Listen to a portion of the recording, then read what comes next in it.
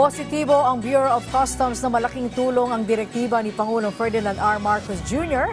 hinggil sa 24/7 na shipment process sa bansa. Partikular na umano makikinabang dito ang business sector.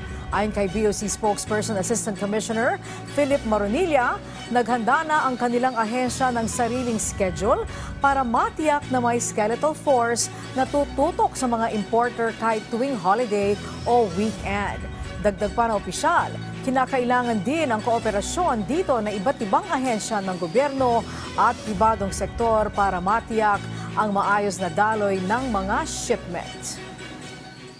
Kumbaga, ang mangyayari po, tatlong 8-hour shift ang mga tauhan ng Bureau of Customs. So total complement po yan, 24 hours, 7 days a week ang magiging pasok ng aming tauhan at pati na rin po ang pagpaproseso ng mga imported goods. So mas spread out po yan, mas mapapabilis po ang ating processing times.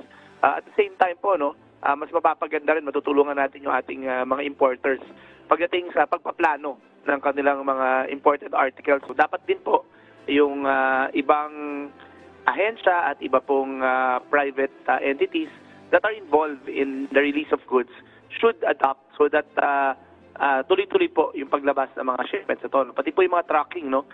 May mga off days po yan mga yan, so kinakailangan din po namin mag-coordinate sa kanila para sabihin sa kanila that they should also revise their schedules to conform with the 24/7 shift